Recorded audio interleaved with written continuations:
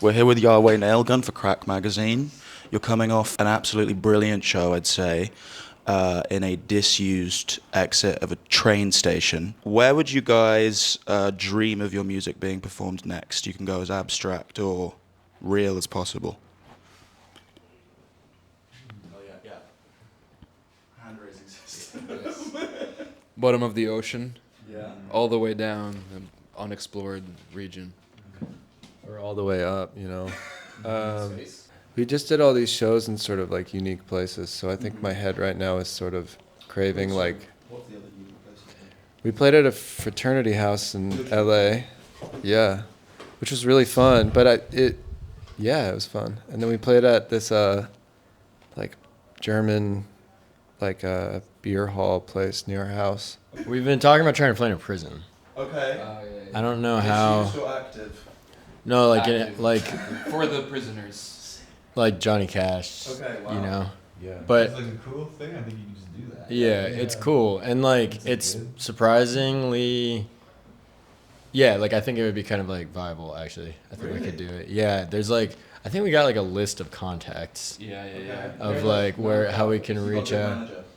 Yeah. Oh yeah. It's Definitely. through a The friend. best. A friend was doing that. A friend of mine was telling me about how he's trying to like get grants to go play in prisons, but he makes like folk music. It's completely different, but I think it doesn't matter. Sick. Yeah. Great. I posted a video of you guys playing yesterday to my Instagram story. Otherwise, what was the point of going to the show? And amongst the replies was like a bunch of like, "Where's this? What is this? Who is this? What is this? No." My mum replied, "Annoying lads," which, in fairness, wasn't in reference to you guys, but in reference to some moshers. Because I'll actually show you. I got this video. And there's this girl, sadly, like trying to leave the pit. Like, she's just getting battered around. And I think my mum really felt empathy for this. Do you guys have any sort of pit politics, or like, are you moshers yourselves? Sure, yeah. Well, I don't know. Maybe it's been a little while since I've gone fully. Well, no, I guess so. Yeah. We'll go into the pit. I like as a kid, I was like in the hardcore and stuff. That was sort of fun. But I don't like. Yesterday, the crowd, just has to like respect each other. It was a great vibe though. Yeah, that's unfortunate about the woman trying to leave though. I didn't see that.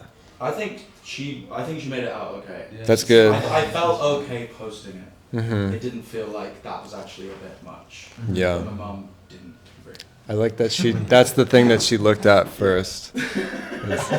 Are the women okay? Yeah. Sorority, sisterhood. How did this show actually come about?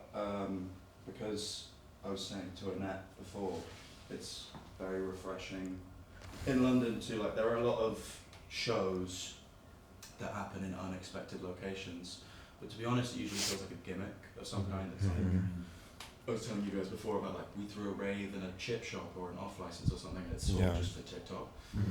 But that was like an amazing space. It was obviously this like cavernous pit. I was so impressed that all the sound was coming out of those two speakers. Yeah, there's subs as well, but yeah. That was insane. I But think- like it was so nice that it was free and it was in an unexpected location, but it felt like actually special and intentional. Yeah. How did it come about? That guy Ben, I just met him yesterday. I think did all the permits and stuff, and then NTS, which is like the coolest thing in the world. I have like They're they're so good. it's incredible. And then obviously, So much work went into the show too. yeah, they really. It's like everything attached to that company is like it's one of the only like cool companies, Yeah. you know, like and And then Crack Magazine, obviously. yeah, Yeah. true. And then I think the label. I don't know. Yeah. So Someone else shout wanna- out to Ben Broom. Yeah. I think so. Yeah, he was really nice. I liked him. He was talking about like trying to find the. Does this work? He was talking about trying to find the space that didn't just feel like I don't know what a chip shop is, but like basically like a chip shop, and trying to make it like in a civic space where you can like engage with other people around you or something. Seems like a little bit reaching for something a little higher than like a gimmick space, which I thought was cool. For sure. And it was cool as well because you had like Oxford Street on one side, which is obviously a very like touristy shopping street, and like Hyde Park on the other, which is another really tourist spot. So naturally there was a fair bit of footfall. Cool. And I was like, what are like the average London tourists going to think of YHWH Nailgun? And I was kind of impressed. They were like drawn to it. I was That's like, cool. obviously, like you guys are relatively left field, but I do feel like there are hooks in your music, and it was an interesting sort of social experiment to see how it sat with moments. Yeah, that's cool. Yeah. I like being in like a place that's not for music. Yeah. You know, For it's sure. cool to just like be playing music like at the public. Yeah. You know? No, it's amazing. I feel like it's sort of an underdone thing. Like, Yeah. And similarly, I would say like your music is like, to me, in a modern landscape, I don't know about historical context, but feels very singular. Like, did you guys, was that an intention of this project, or did it sort of just happen? Like that you have this sort of unique sound? Was it an intention to be Yeah. singular? Yeah. I mean, I don't know if it was like a conscious, like we're kind of, you know, I think it's like if you like strip away the parts of yourself that want to like, I don't know, like roll with the different trends and like, you know what I mean? If you're trying to construct something from the ground up, I think you're kind of, as a rule, that's like what you're doing. You're being kind of singular, you know? When you have a space in the music that's sort of your own, like you're kind of in your world, you know? It's not so much about like not being what other people are doing, but just like really being what you want to do, and you kind of have this whole sort of world of things you can do. It's just like very free and pure making it, you know? Because you're just like, just listening to it and responding to really simple yes, no kind of impulses in yourself. Well, if I think back, like older New York bands like Suicide. I mean, there's so many like even like Talking Heads and Suicide and like Theoretical Girls. yeah, all that. Even like later too, like I don't know, like all the stuff. But there's also just like a good scene of people in New York kind of all doing really like the music that they're supposed to be making, and that sort of creates a community. And even if like bands like Chanel Beats and like Anastasia Cooper, we just played with like her and this rapper Doris, and it like couldn't be more different. But the like through line is that it's just like the music that's coming from them, you know, and that's like amazing. The big difference is like when you look at your like role models or whatever, it's different to like want to sound like Nirvana than like wanting to be like Nirvana. Like, you know, like conceptually, like what cultural thing they were feeling, what was their cultural role, and what were they thinking when they were writing music versus like doing their sound.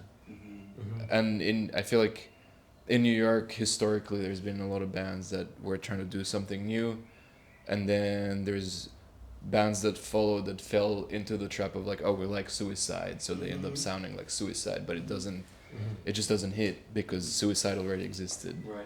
I feel like if you're just sort of being honest with yourself, with what you're doing, and you're not like really, you know, conceding to any like weird social, like kind of cultural pressures or whatever, and you're just kind of like, I know we talk a lot about trying to make everything, you know, pretty instinctual and direct, and not like overly intellectualizing everything. And I think when you're doing that, it's sort of like what happens, you know. And if it's sort of like looks like other stuff that's happening, that's like cool. Like, you know, I have no problem with like if other stuff is in the air that we're also responding to, like that other people are too. That's cool to me. Yeah. You have to love music, because it's very easy to get distracted with things that are even within the boundaries of music, such like trends. Yeah. And if you're not invested in your love for music enough, you can very easily like stray into like doing a trend. But if you love music, you could still do a trend and do something that's like really kind of essential or whatever. Maybe you would be derivative, but that would be like a third or fourth thing that you are. You would first be like, I guess like a human or like an artist or whatever, and there's a bunch of other things, and then the last thing that would be relevant to who you are is like if you sound a little bit like someone else, you know, it would just become like it's just like form. Yeah. It's interesting, you guys, you talking about this, because I feel like there's a couple of quotes from previous interviews that I've like thought have been really interesting. From you, Zach, there's one about sort of like responding to sort of a musical landscape of like, or just a general landscape, I would say, of like 10 layers of irony, I think you said, which is something that really resonated with me. I feel like myself, I'm trying to fight against the urge to be ironic. It's very easy to be just sort of cynical and whatever. And then there's also something you said, Sam, about it being harder to be restrained than to like have your dick out. And I actually thought that, which was a bar, first of all. But interesting, because I actually think, like, me personally, a problem that I have with some like modern alternative music is that I feel like people are too restrained, and they like kind of hide behind restraint as like it's sort of a thing of mystery. And actually, one thing I love about you guys is that you like really perform, and you really like give yourself to the performance. You know, it's vulnerable, and I feel like. So it was interesting to hear you say that.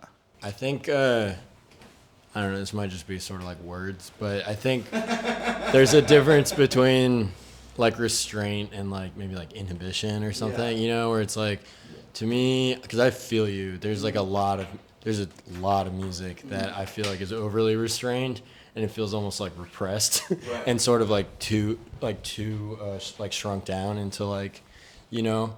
But I think at least that was the AP interview, right? I think so. I think when we were talking to her about that, I guess I meant more in terms of like, I mean, I don't know. It's weird. Like playing drums is weird because you can't, if you want to, you can sort of just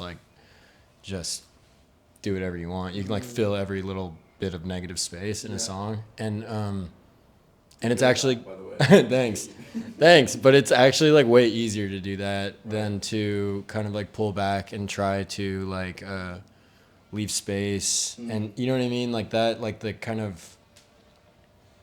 And it, you know, it like depends on the songs. Like the old songs to me felt like they were a little more like maxed out, like dynamically. And the new stuff, I think, in my mind, feels like it's trying to create more dynamic variation and stuff. But for myself, like, yeah, the thing about not having your dick out all the time. It's like is restrained by way of choices versus restrained by way of fear.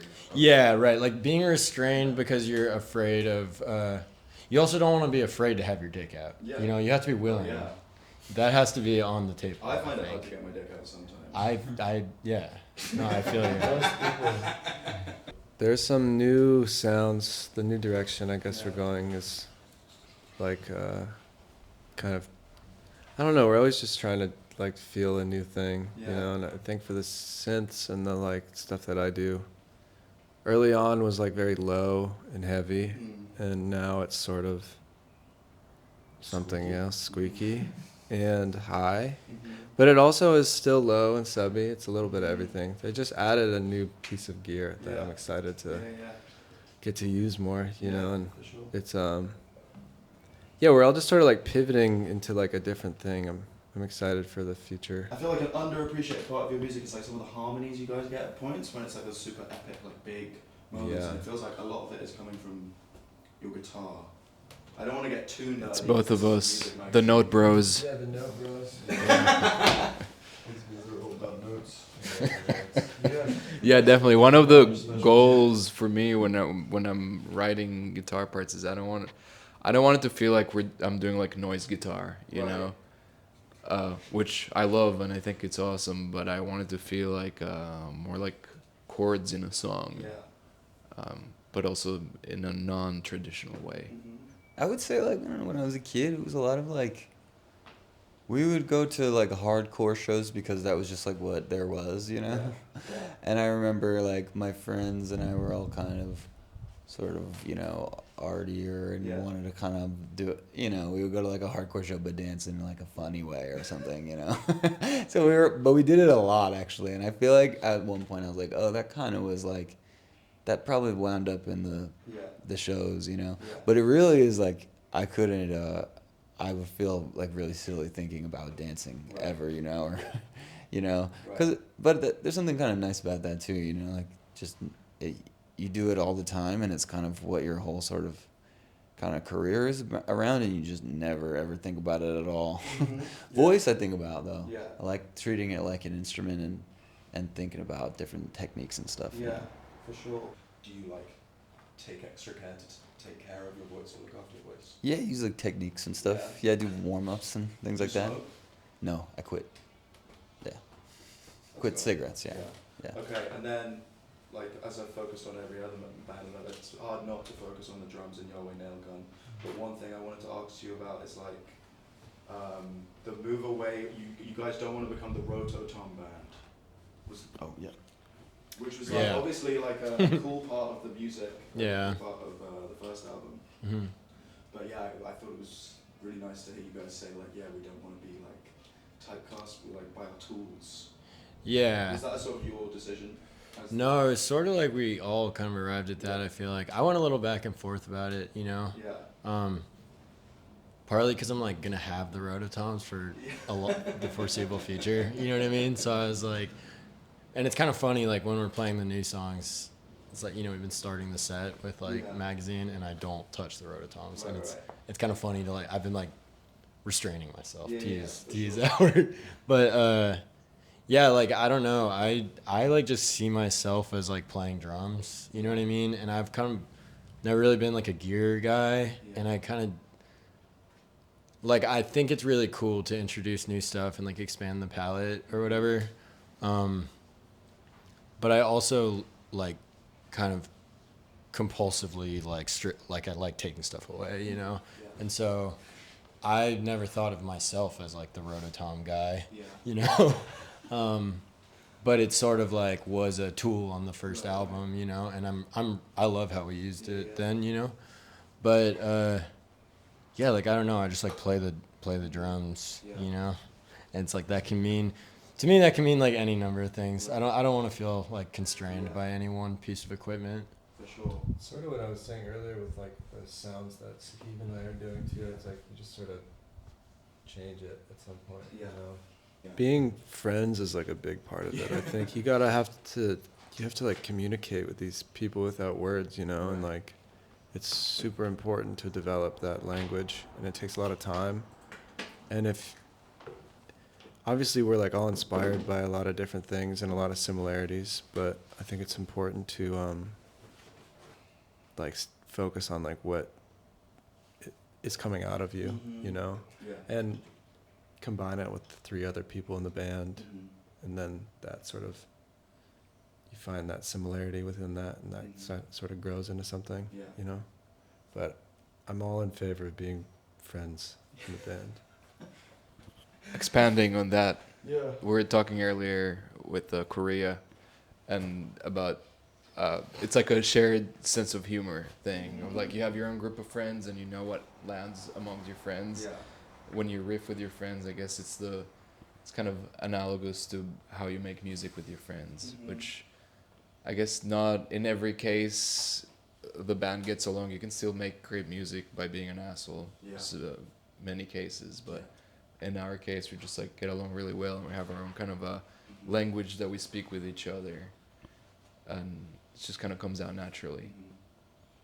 Yeah, it's really hard to make music with people like you don't like or don't trust, I would imagine, you know, and like yeah, like I think that's the center of it, you know, because it like translates to writing songs. Like I don't know, we were talking about this recently, like, but I basically just like assumed they're all gonna do something cool, you know, when we're writing a song, and I'm sort of just like there's like this sort of implicit like trust, like assumption that everyone's gonna like do their thing and it's gonna be cool, you know. Yeah. Especially in the way that we write, like all together. It's probably different if it's like one guy bringing in all the ideas, you know. I thought that was going into your face for a second. Yeah.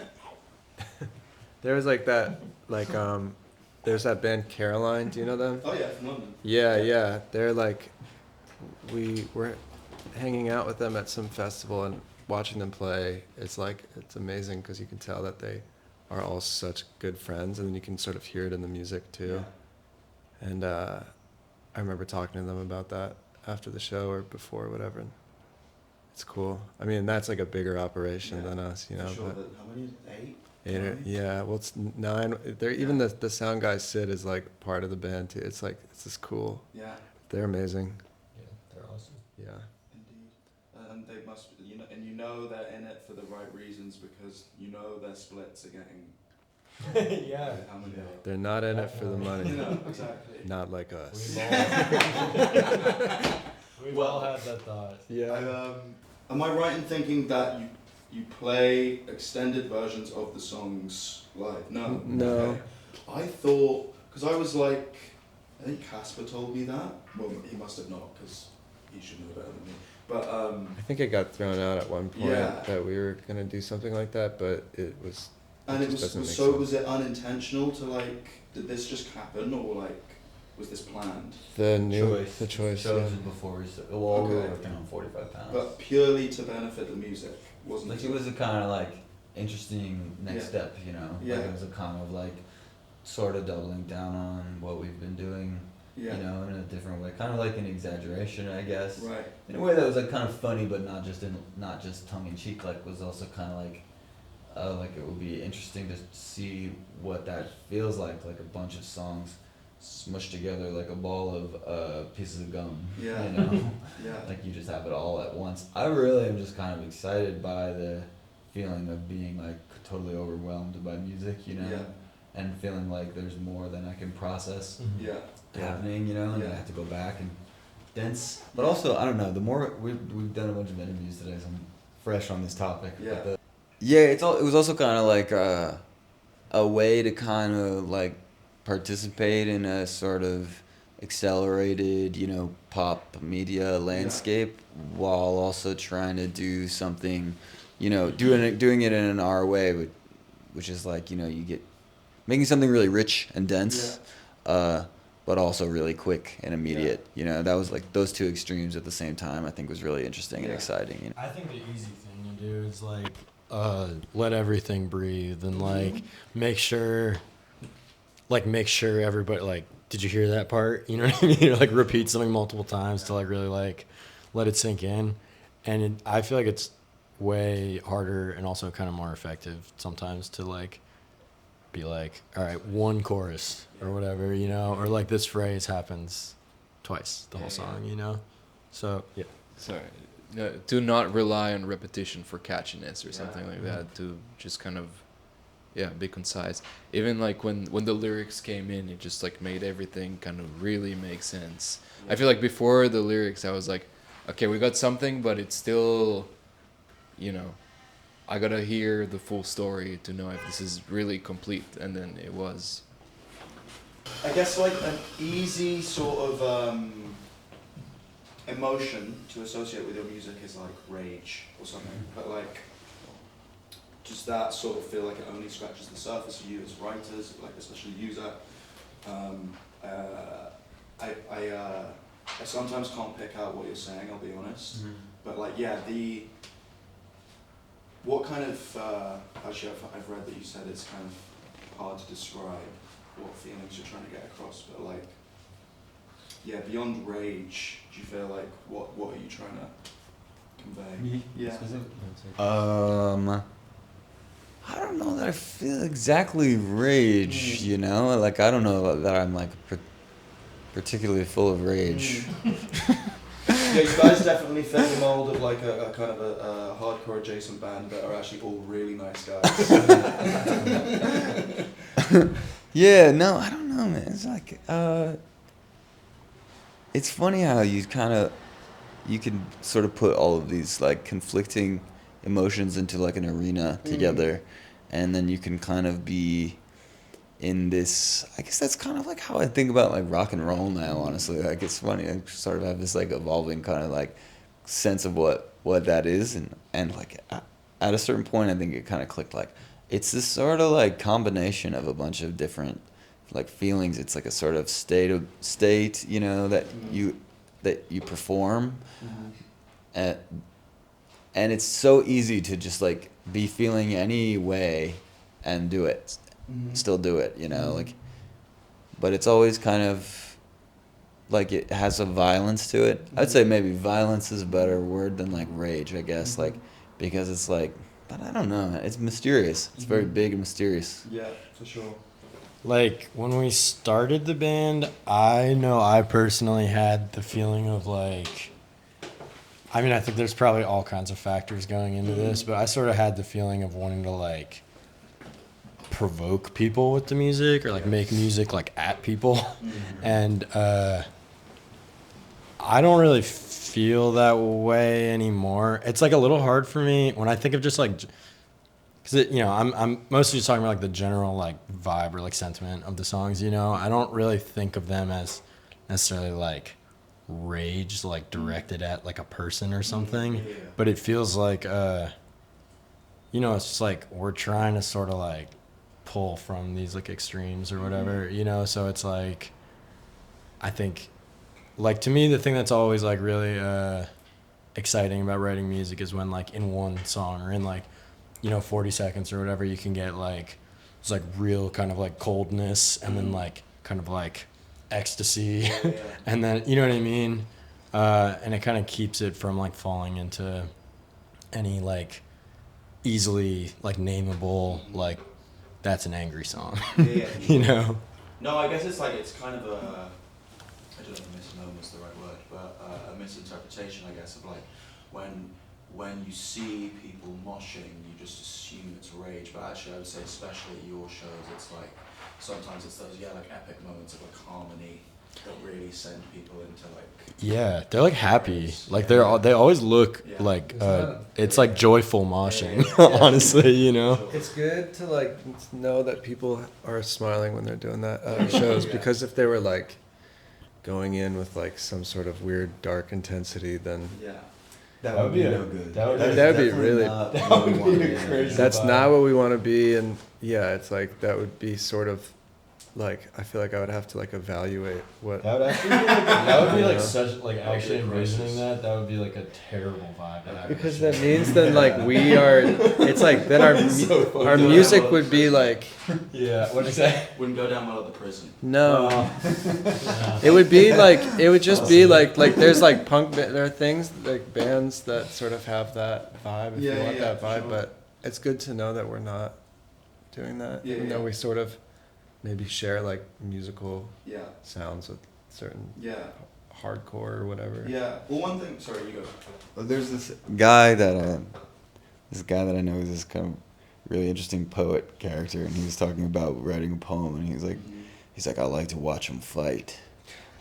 Talking about writing a poem, like he likes to like take parts of himself and put them next to each other to watch them fight. You know, like I kind of think like something of what we're doing is maybe that, like you're putting things in a space to exist together, you know, like as a composition, you know, it's a performance that we're doing, you know, it's not like I think it's kind of misguided to think that like by performing on a stage you're like actually doing something, you know what I mean? Like you're like doing a performance, you're doing something imaginary, you know, like it's not fake because it's happening, people are all there and like there's an actual thing happening, but like the actual thing that you do as a performer is like you exist in people's brain, in their minds, you know, and or you kind of be, it's funny, it's very like, it's like a psychological thing, performing, you know. It's really cool. Yeah, man, that was beautiful. But I mean, one thing I think is audible from the music itself, but also like when I saw your Pitchfork Perfect 10 thing, was like your really interesting blend of taste. And I was curious as to if that like played a role at all in like, I guess when you were first assembling the band and also like, writing as well, did you see that as like, was that just a bonus, I guess, or was that like a sort of, this could be something really interesting with sort of disparate tastes? Different tastes? Yeah. I think that is I mean, we all share like a lot of similar music tastes, and we all have different, maybe like lean into different things too, but it's just a like combination of like, say I'm listening to, or like in like a maybe dub headspace, and I'm feeling that, and I end up kind of like sprinkling some of that inspiration into something I do mixed with something these guys are doing, then it creates this other thing. You know, it's like different spices can do different things. It's cool, like colors or whatever, you know. But there's like that's sort of the beauty of it. Yeah, I mean, we're always like showing each other new music and stuff. It's fun. Do you think like do you think the key to sort of an original novel idea or piece of art is just like enough different kind of source points, or do you think it's something else? You're shaking your head. I think it. I didn't even mean to shake my head. No, I don't think that it's like the recipe for making cool music is like combining as many influences as possible. I think that stuff just sort of like melts in, sort of like what Zach was saying with like psychological aspect of, you know, like performing or watching a performance. It's sort of like something that I've like been made like so aware of with like after putting out 45 Pounds is like everybody's relationship to the music is like mediated by their own like weird personal shit, you know what I mean? And so it's almost like one person listening to an album, it's like has no relationship to another person listening to the same album. And sometimes I'm kind of like thinking about that when it comes to like our influences or whatever, and it's like, you know, it's like these things get like totally melted down, and all the like actual like one-to-one touchstones from the music maybe aren't even the thing popping up as a source of inspiration. Like it's more just kind of like your like strange personal relationship to it. And so then like I end up just feeling like influences can almost be anything.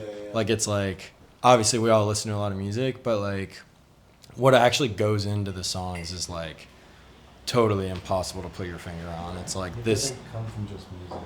Yeah, it's like all but it's like just inner life stuff, you know what I mean?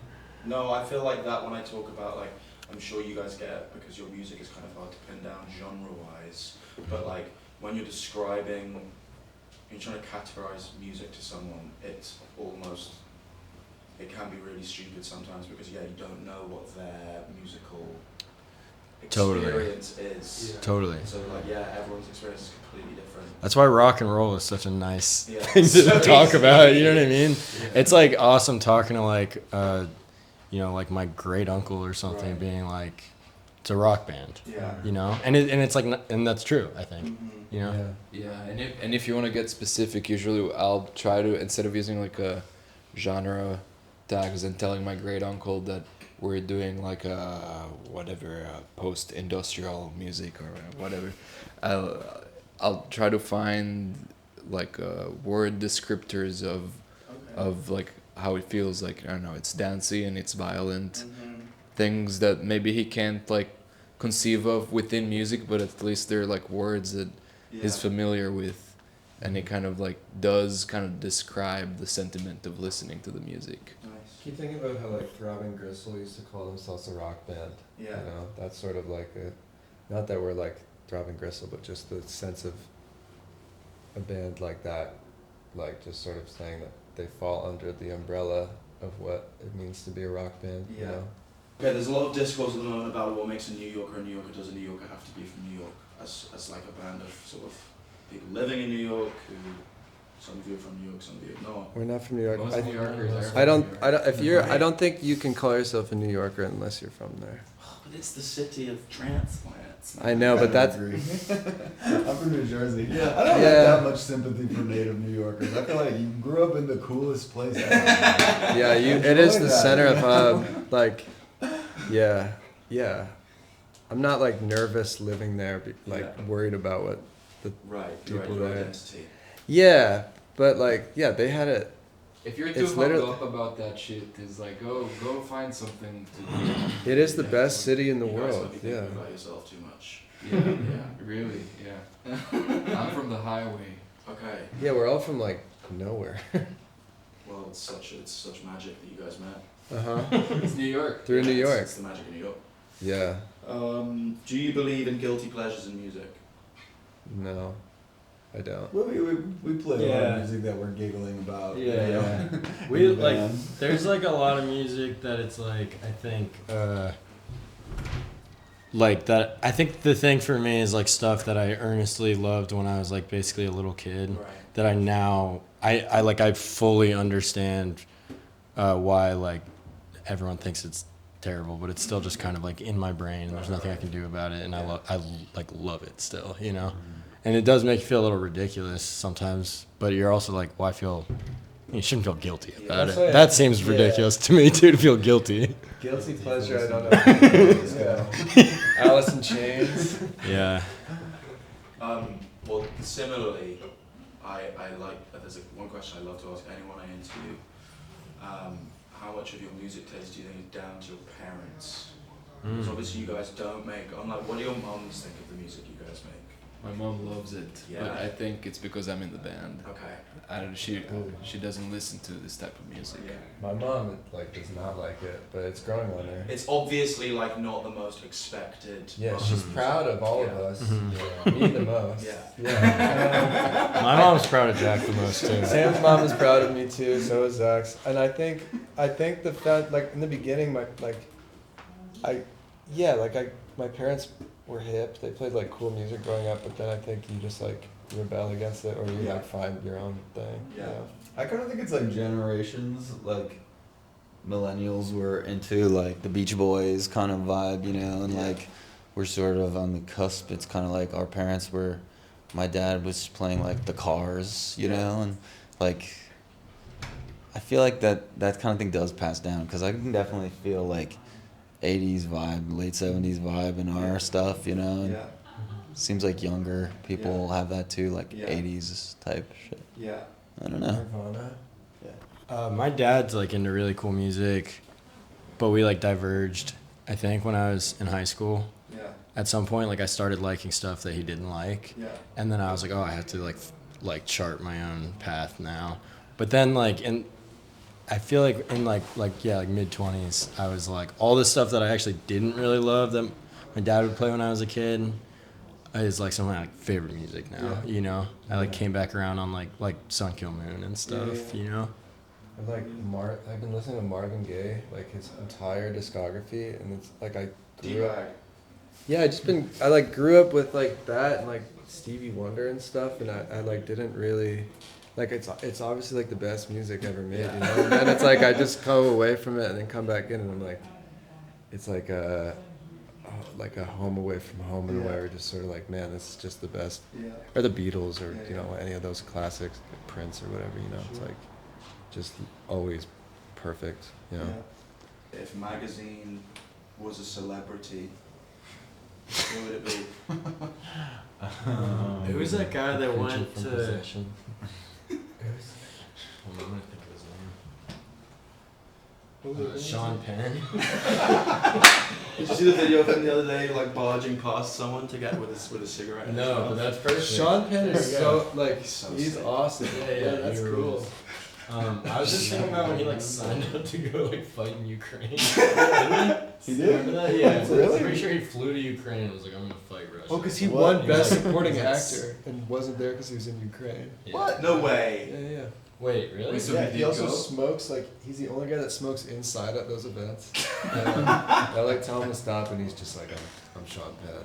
Like, I'm Sean Penn. He really saved That's that. what magazine would say. yeah, It was a magazine. I'm Sean Penn. I had Charlie Sheen, but I think Sean Penn feels more. Yeah, it's same vibe. Yeah, kind of. Yeah. Sean Penn's a little bit more, like, composed. He's more Yeah. warlike. Yeah. over Guys, there. He's more of a warrior spirit.